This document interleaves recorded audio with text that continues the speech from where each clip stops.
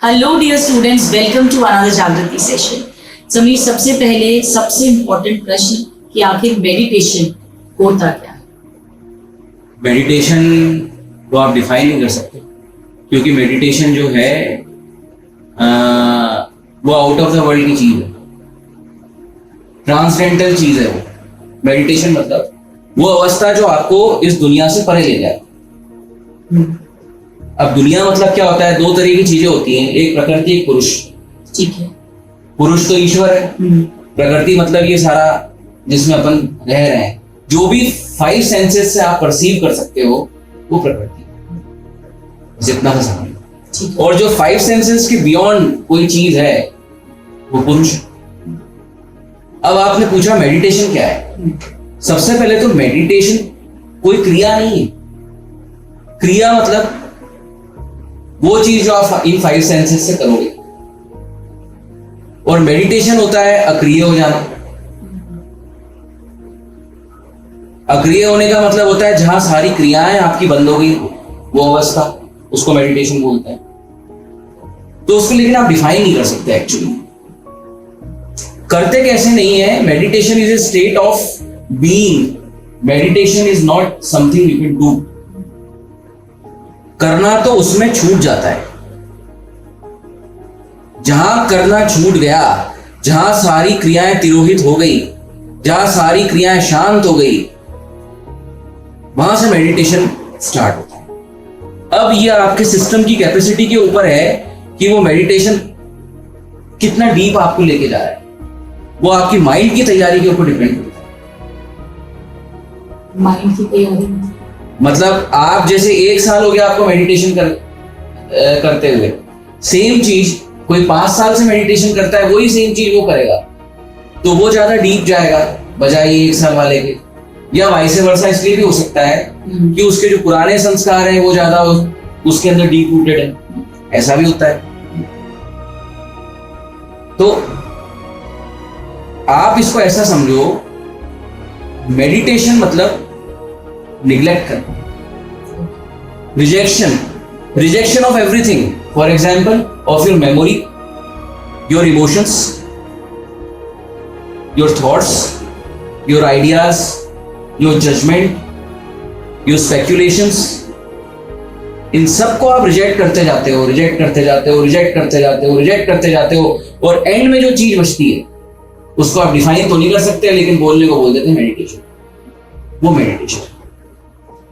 अब मेडिटेशन और कंसंट्रेशन में डिफरेंस होता है। लोग सोचते हैं कि कंसंट्रेशन और मेडिटेशन, वो जो टेक्निक जितनी भी है ना बाकी अवेलेबल आपको, जो कंसंट्रेशन की होती है, लेकिन concentration is a outcome of meditation. Meditation का साइड इफेक्ट कंसंट्रेशन होता है, या मेडिटेशन का जो बचा कुचा रिजल्ट निकलता है ना। जैसे किसी ने गेहूं काटे, ठीक है, एक एग्जांपल दे रहा हूं मैं, तो उसका जो भूसा निकला, फॉडर, अगर मैं सही हूं तो वो जो फॉडर निकला है ना, वो मेडिटेशन का जो फॉडर है ना, वो कंसंट्रेशन। वो तो आपके अंदर ऑटोमेटिकली वो क्वालिटीज कंसंट्रेशन की अपने आप आना शुरू हो जाती है। आप ना चाहोगे तो भी कंसंट्रेट करना शुरू कर दोगे ऑटोमेटिकली। आप इतने ज्यादा सेंसिटिव हो जाओगे, जैसे कि विवेकानंद जी एक बुक को वो 1 घंटे के अंदर पढ़ लेते थे, कितनी ही मोटी बुक, कोई सा भी पेज हो, कुछ भी हो, उसके वहीं से एग्जैक्ट आंसर देते थे। तो वो लक्ष्य उन्होंने बनाया नहीं था उसको एक्चुअली, वो मेडिटेशन का साइड इफेक्ट था एक्चुअली। वो केवल उसका हल्का सा एक छोटा सा रिजल्ट था। ऐसे उसके कई रिजल्ट्स होते हैं जो बहुत ज्यादा हाई जाते हैं, और वो अलग अलग रील पे घटते हैं। ये रील की जो बात कर रहे हैं कंसंट्रेशन, ये तो इसलिए कर रहे हैं क्योंकि यहां तक अपन सोच पाते हैं। बिल्कुल। ऐसे कई ट्रांसडेंटल रीम्स हैं जो आप सोच नहीं सकते हो, जो स्पिरिचुअल रीम्स होते हैं, जिसको अलौकिक चीजें बोलते हैं। अभी जिस रीम पे आप हो, उसी रीम की चीजें आपको समझ में आएंगी। तो आपको इस रीम पे कंसंट्रेशन और फोकस समझ में आएगा, तो आप कंसंट्रेशन और फोकस ही समझ पाओगे। लेकिन मेडिटेशन इतना सही नहीं है, वो अनंत है। वो अनंत है, वो beyond beyond beyond beyond beyond. और फिर एंड में लोग बोल देते हैं कि उसको ब्लिस आ जाएगा, जॉय आ जाएगा, क्योंकि वो क्या अल्टीमेट सेटिस्फेक्शन होता है, उसके बाद आप कुछ चाहोगे नहीं। लेकिन ब्लिस और जॉय के बियॉन्ड भी है, एक ही चीज होती है उसके बियॉन्ड, लव। वो वाइब्रेशंस अटेंड करना, वो वाइब्रेशन, उसके पल्सेस आपके माइंड में आना शुरू होते हैं। वो लव, ये वाला लव नहीं है ये जो बिक रहा है आजकल, टीवी वाला नहीं। वो बिल्कुल, उसको भी डिफाइन नहीं कर सकते आप, जैसे चैतन्य महाप्रभु को था, राधा, चैतन्य महाप्रभु, रास, महारास, ये जो इनकी भाव जो उदय हो जाते हैं इनके अंदर, जिनको कुछ दिखता ही नहीं है फिर उसके अलावा, और कुछ माइंड परसीव ही नहीं करता, वो उसी के उसमें रहते हैं, उसको अपन नहीं समझ सकते। वो उन्हीं वो ही लोग समझ सकते हैं जिसको वो चीज मिली। तो ये होता है। ये तो मैंने आपको एक छोटा सा उसका बड़ी कोशिश करके मैं आपको वो चीज एक उसका पिक्चर बनाने की कोशिश करी, लेकिन इसकी पिक्चर बन नहीं सकती। ये बहुत डीप चीजें हैं, ये ग्रेस से आती है। ईश्वर से जब प्रेम होगा तो ईश्वर मेडिटेशन भेजेगा, तरंगे भेजेगा,